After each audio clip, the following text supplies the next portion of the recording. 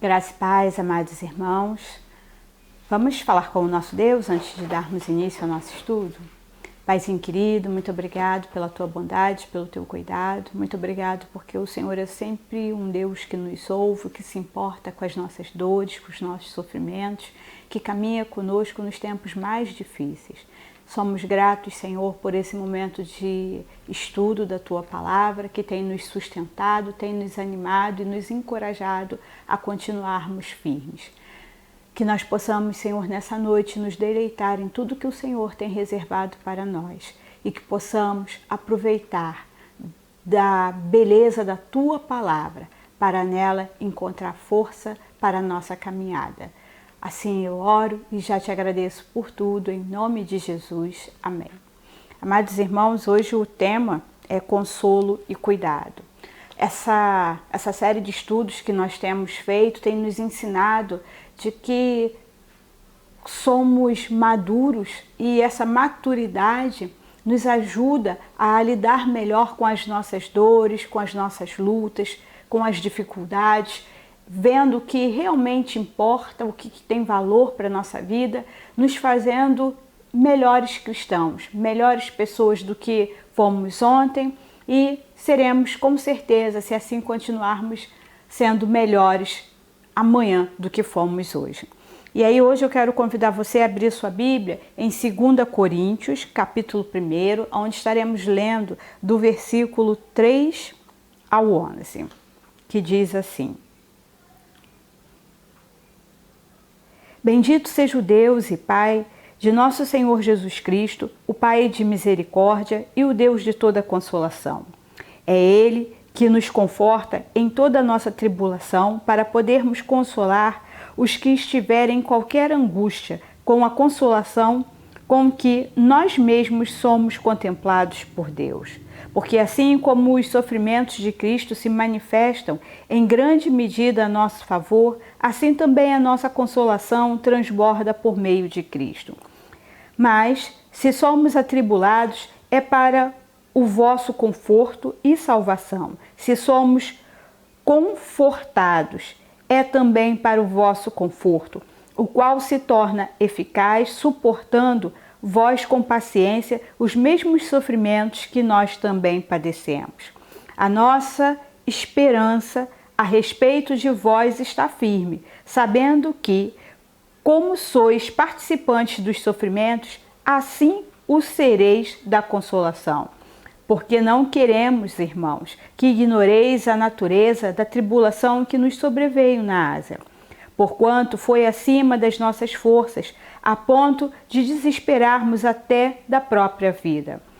Contudo, já em nós mesmos tivemos a sentença de morte, para que não confiemos em nós, e sim no Deus que ressuscita os mortos, o qual nos livrou e livrará de tão grande morte, em quem temos esperado que ainda continuará a livrar-nos, ajudando-nos também vós com as vossas orações a nosso favor, para que por muitos sejam dadas graças a nosso respeito pelo benefício que nos foi concedido por meio de muitos. Palavra de salvação. Nós sabemos que encontrar pessoas, disponíveis para nos ouvir nesses dias em que vivemos, em meio a uma sociedade imediatista que gosta de resposta rápida, que quer tudo para ontem, encontrar alguém que possa te ouvir é um grande desafio do tempo moderno. E nós precisamos entender que nós, enquanto Igreja do Senhor, somos desafiados por Deus a sermos essas pessoas que se colocam nessa posição de ouvir a dor e o sofrimento do outro, de participar desse momento, entendendo que Deus quer nos usar como canal de bênção, como homens e mulheres que podem levar esperança, que podem levar conforto, que sejam solidárias na vivência do próximo, no cuidado para com o próximo. E aí, quando nós nos voltamos para esse texto, o apóstolo Paulo vai trabalhar, né, e percebendo a importância do consolo divino sobre a vida do homem e da mulher, como um refúgio, como força para seguir em frente mediante as situações de aflição e de dificuldade que se apresentam sobre a nossa vida. Eu tenho enfatizado, e eu não sei se você tem percebido, que nós precisamos entender que Deus age nas nossas vidas, que Deus tem coisas grandes e extraordinárias para fazer em nós e através de nós, e Ele tem feito nesses dias, mas nós não podemos nos esquecer que nesse mundo nós estamos sujeitos às aflições, às lutas, às dificuldades. Mas que acima de tudo isso, nós temos um Deus que venceu a morte, nós temos um Deus que, ainda que você passe pelo vale da sombra da morte, você não precisa temer, porque esse Deus caminha conosco, esse Deus está junto de nós, nos consolando, nos animando, nos encorajando a não parar, a não desanimar, porque a vitória não é daquele que desiste, a vitória não é daquele que abre mão das bênçãos e das promessas de Deus, mas a vitória é daquele que segue firme até o final, porque crê que as tribulações e as dificuldades desse tempo presente não podem ser comparadas à glória de Deus que há de ser revelada nas nossas vidas e através das nossas vidas. Então, Deus, Ele é um Pai misericordioso, é um Pai de compaixão, de graça, de favor. E Deus de consolação, né? Então, Paráclitos, da mesma raiz de Paráclitos, usado para Espírito Santo. Então, isso quer dizer que é um Deus que traz encorajamento e conforto. Ele traz encorajamento para você e te conforta para você seguir em frente, para você não desanimar, para você não se deter, para você não parar. Então, este consolo é mais que alívio, é aquele que brinda, né? Que te presenteia, que te cede, que te dá coragem. Então o Senhor, esse Espírito, esse Deus de consolação, é um Deus que te presenteia, que Ele vai te brindar com a coragem que permite que você enfrente tudo o que a vida pode lhe fazer. Então nós precisamos entender isso. E aí o Wesley, acerca desse versículo, ele afirma que conforto é a expressão visível da misericórdia de Deus. Então, conforto é a expressão visível da misericórdia de Deus.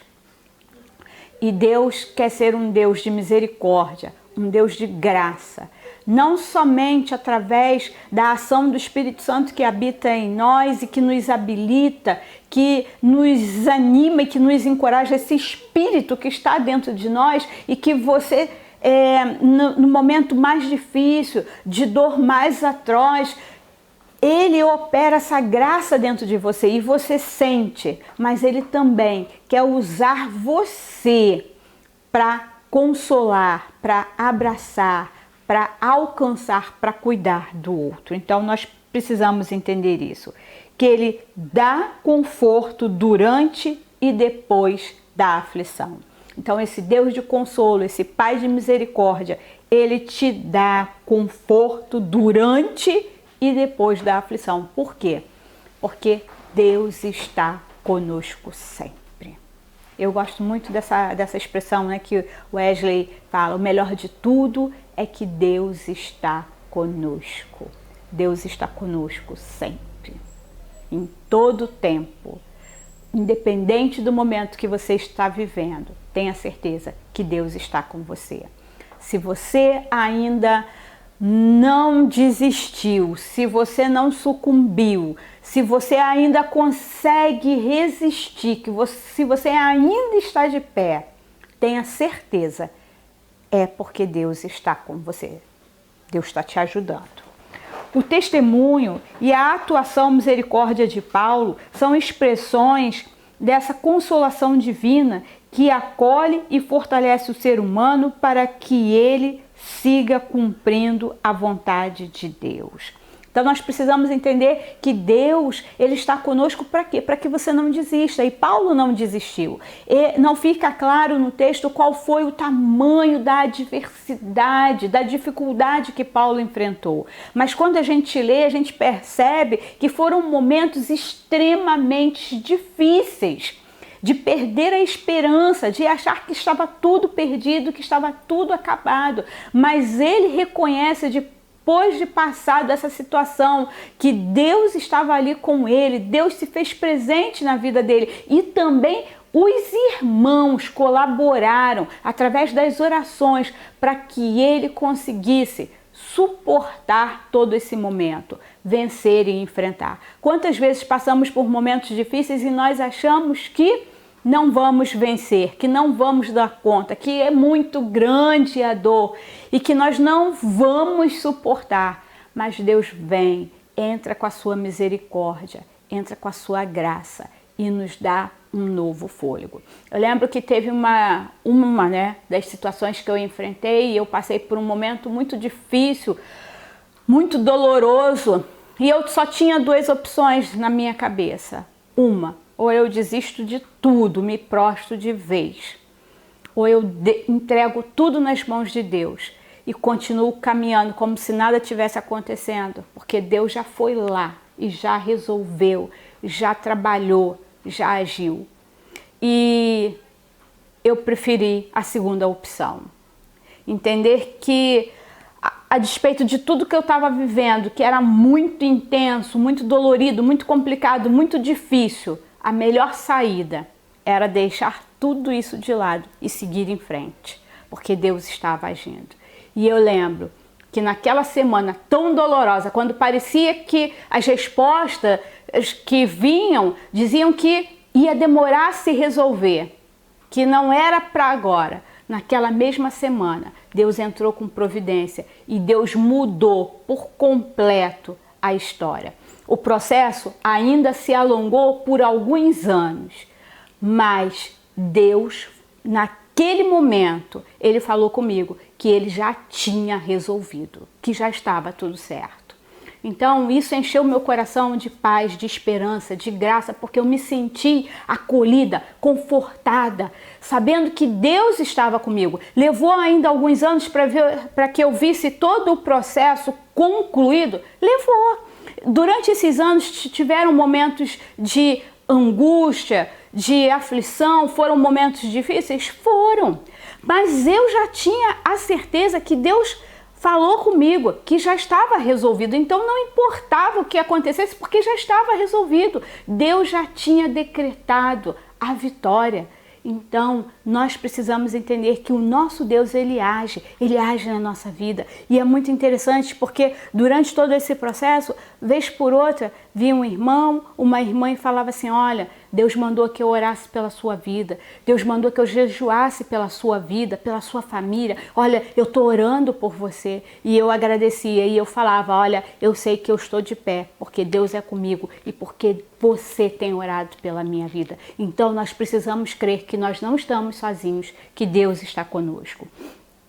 E aí o apóstolo não tinha vergonha de expor o seu sofrimento na caminhada ministerial. Quantas vezes nós temos vergonha de falar? Eu sempre digo, meus irmãos, eu sou 100% humana. Não olhem para mim e esperem uma super mulher capaz de resolver qualquer circunstância, que vai dar tudo certo, que vai acertar sempre. Não, eu sou humana. Como você, eu também muitas vezes tenho os meus dias em que eu não quero também mais trabalhar, que eu não quero mais fazer nada, que eu quero abandonar tudo, que eu quero desistir de tudo. Eu também passo pelas minhas crises, pelos momentos de lutas e dificuldades, mas em meio a essas crises que não podem, pelo menos para mim, elas não podem durar mais do que alguns instantes, eu sempre lembro que tem um Deus que morreu naquela cruz por mim, que fez o que ninguém podia fazer e que tudo que eu passo, tudo que eu enfrento não é nada diante daquilo que Ele fez pela minha vida. Então, sentimos esse desânimo, esse abatimento, às vezes nos sentimos assim sozinhos, abandonados. É verdade, mas nós precisamos compartilhar com pessoas idôneas. Por quê? Porque elas vão trazer essa experiência pra gente, elas vão trazer fortalecimento pra gente, elas vão nos confortar, vão nos consolar. Para quê? Para que eu e você não venhamos a desistir, porque o inimigo de nossas almas, ele trabalha exatamente nessa questão, dizendo que você está sozinho, que ninguém liga para você, que ninguém te vê, que Deus não se importa com o teu sofrimento, com as coisas que estão acontecendo, que poderia ter evitado, que poderia ser diferente, aonde estava Deus? Deus está sempre no mesmo lugar, meus irmãos. Nós é que muitas vezes deixamos de nos colocar diante dele, nós é que deixamos de ouvir o seu conselho, de buscá-lo. Então Deus está no lugar que você deixa. E se você não deixa esse lugar, se você está sempre ali na presença de Deus, ainda que você enfrente lutas e dificuldades, você vai entender que em tudo isso tem um propósito, porque Deus está contigo, Deus fala contigo, Deus se revela a você. Então eu sei que o mundo gosta de perguntar, diante das tragédias, diante das dores e dos sofrimentos, aonde está Deus que não se importa com a dor daquele pai, daquela mãe que perdeu a criancinha, dessas tragédias que estão se pondo sobre a vida do homem e da mulher. Deus está no lugar que você deixou. Aonde você tem deixado Deus? Longe do seu coração? Longe da sua vida? Que não usa você como agente de transformação desse tempo? Porque Deus, Ele pode todas as coisas, mas Ele deu a você essa função, esse atributo de governar, de ser mordomo dessa casa, desse mundo, de ser canal de bênção. E a humanidade está cada dia mais longe de Deus, mais distante do seu propósito, negligenciando aquilo que Ele fala, não temendo, não dando ouvido, não se envolvendo, querendo viver a sua própria vida, não para ouvir o que o outro tem para falar, porque o que tem para falar vai nos confrontar, vai exigir de nós sacrifício, entrega, renúncia. Trabalhar, caminhar com. E isso muitas vezes nós não queremos, mas nós depois somos muito habilidosos em transferir para o outro a responsabilidade, a culpa daquilo que nós também temos responsabilidade em fazer, em evitar e em trabalhar. Então o apóstolo Paulo, ele não nega a sua humanidade, mas ele expõe as suas dores, as suas necessidades, mas ele também se coloca diante de Deus, entendendo que Deus é um Deus que consola e que Ele precisa da ajuda dos irmãos. Nós precisamos da ajuda uns dos outros. A gente não pode ter vergonha de dizer que preciso da sua ajuda, eu preciso de você. Sozinha não dou conta. Então, meu irmão, não adianta Deus falar comigo que Ele tem uma obra gloriosa para fazer ali em Betel, Bangu, que Ele tem para fazer na nossa vida, se você não estiver junto comigo colaborando, porque eu não faço sozinha. Não adianta Deus falar que Ele tem milagres para fazer naquele lugar se você não se dispõe a estar junto, trabalhando com os nossos irmãos. E esse trabalho, a maturidade traz esse entendimento que nós somos parte uns dos outros, que nós dependemos uns dos outros, que precisamos trabalhar uns pelos outros, amar uns dos outros, cuidar uns dos outros. Então, esse é o chamado de Deus para a nossa vida. Sua percepção da presença divina não se dava na ausência do sofrimento.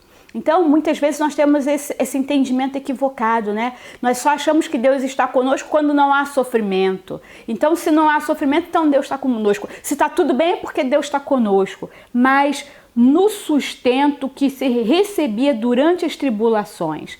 Então, Paulo entendia que Deus estava com ele, não porque não havia problema, dificuldade, mas porque ele conseguia vencer a cada uma delas, suportar a cada uma delas. Isso é a manifestação da graça e do poder de Deus nas nossas vidas, que no momento de maior dor, maior aflição, Deus está ali contigo, caminhando com você. Então nós precisamos entender isso. E ele pode conhecer o amor de Deus de forma concreta por conta das mulheres e homens de fé que se dispuseram a ajudá-lo. Então, Paulo foi ajudado através da vida daqueles homens e mulheres que oraram por ele, que tiveram compaixão e que não desistiram. Então, numa sociedade que estava acostumada com os falsos apóstolos, que promoviam uma santidade individual exterior com aparente autossuficiência, o apóstolo se expõe e ressalta a importância de contar, além do auxílio divino, com o cuidado, a oração e a compaixão de seus irmãos e irmãs de fé. Uma coisa que eu gosto de dizer sempre é que quem abençoa precisa aprender a ser abençoado. Às vezes a gente se dá, na hora que alguém quer retribuir esse amor, esse cuidado pela sua vida, você diz, não precisa não. Não, precisa sim. Homens e mulheres maduros aprendem que eles dão, mas que eles precisam receber também. E quem fala é alguém que tinha dificuldade de ser abençoada. Então nós precisamos entender que eu dependo da graça de Deus, do auxílio de Deus, mas também dependo do seu auxílio, do seu cuidado para com a minha vida. Então aprenda isso. Você depende da graça de Deus, mas depende do auxílio dos seus irmãos. E que a gente possa ser não só aquele que recebe, mas aquele que auxilia também. Que você possa pedir a Deus essa sensibilidade para olhar para o outro e ver assim, Senhor, o que meu irmão está precisando? Eu quero ser canal de bênção na vida dele. Eu quero abençoá-lo. E quantas vezes eu fui surpreendida por pessoas que falavam assim, olha, Deus mandou eu te abençoar. Então tá aqui, ó, tô te abençoando nesse momento. E orei por você, jejuei por você, enviou um bolo saboroso para você. Faça alguma coisa, mas faça alguma coisa direcionado pelo Espírito Santo de Deus, para que você possa cooperar na aflição, na angústia do seu irmão e do próximo. E aí, seguir a Jesus é também se comprometer com o cuidado e a consolação de quem sofre. O sofrimento não só nos fortalece, mas nos habilita para sermos agentes de consolação.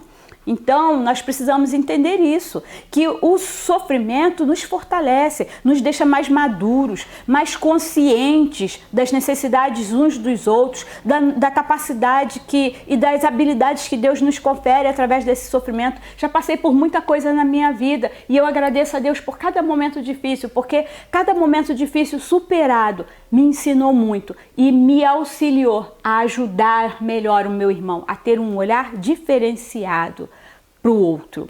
E aí a gente entende que diante das nossas lutas e das lutas alheias, não podemos nos esquecer de duas coisas. Primeiro, que Deus cuida de nós.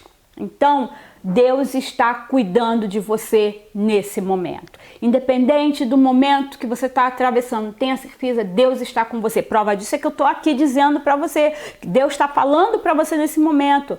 Nessa noite, Ele está cuidando de você. Confia, confia. Se sinta abraçado, se sinta acarinhado pelo Senhor. Então, o apóstolo conclui que não tinha como confiar em si, mas ele depositava sua confiança em Deus. Ele estava a ponto de se desesperançar da própria vida. Ele já achava que já não tinha mais jeito, mais solução, mas ele não confiava na sua própria força, no seu próprio entendimento, naquilo que ele podia fazer. Ele sabia que naquele momento só Deus podia agir.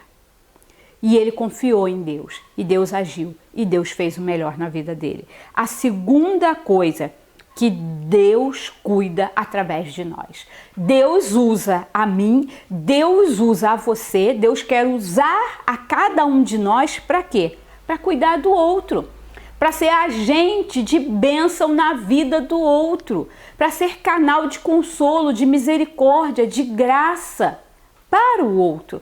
Então, Quando a gente ora, Senhor, envia seus anjos, que eu e você possamos ser anjos nas mãos do Senhor para abençoar a vida do outro, para ser socorro na vida do outro. Porque às vezes a gente ouve a oração do nosso irmão, a gente vê a necessidade do nosso irmão, o nosso irmão clamando por socorro, e às vezes eu posso fazer alguma coisa. Então eu posso ser esse instrumento, esse canal de bênção na vida do meu irmão. Uma sociedade que clama e clamará por socorro precisa de uma igreja pronta a ser instrumento de paz e esperança.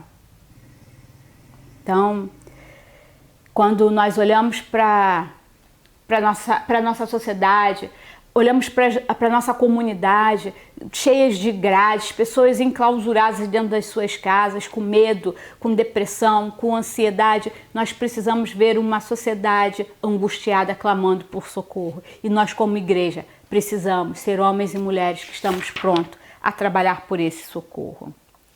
Precisamos partilhar nossas experiências, construir uma rede de escuta e pastoreio, especialmente nesse tempo de luto e de tantas perdas advindas com a experiência da pandemia. A pandemia ela ainda não acabou e ela deixou marcas profundas na sociedade, nas nossas vidas, e nós, como igreja, precisamos criar essa rede, ser essa rede de escuta, de consolo, de proteção para aqueles que precisam.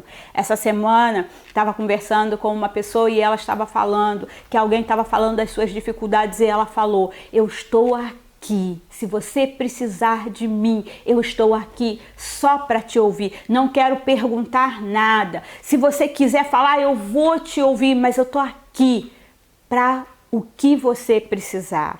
Eu achei isso tão bonito, ela dizendo, eu estou aqui. E que nós possamos ser assim, homens e mulheres que digam uns para os outros, olha, eu estou aqui, você não está sozinho. Isso é muito importante. Consolo e cuidado fazem parte da vocação da Igreja de Cristo. Guarde isso, uma igreja madura entende que consolo e cuidado faz parte da sua identidade. No exercício do consolo e do cuidado mútuo, a igreja compassiva e madura se compromete com um projeto que garanta o acolhimento, a escuta sensível, a intercessão pelas pessoas e a criação de espaço que podem curar e libertar por meio do diálogo e do afeto. Meus irmãos, coisa triste é quando nós vemos que entramos e saímos das nossas igrejas e as pessoas não nos olham. Não aperta a sua mão, não te dá um abraço. Se não pode apertar, não pode dar a mão por conta ainda da pandemia, se está resfriado alguma coisa, mas você pode dar um sorriso, você pode ser solidário, você pode se manifestar, você pode ir em direção ao outro. É muito ruim quando a gente está na igreja e a gente vê pessoas nos seus cantinhos, pessoas excluídas, pessoas que a gente não se aproxima. A gente precisa se aproximar porque nós somos um corpo. Amém? Senhor, que de hoje em diante o Senhor nos use como canal de bênção para cuidar, para consolar e confortar, assim como nós temos recebido de Ti. Se nós temos recebido, se nós estamos procurando ser uma igreja madura, que essa maturidade seja refletida nas nossas ações para com o próximo. Assim nós oramos e já te agradecemos em nome de Jesus. Amém. Que Deus nos abençoe.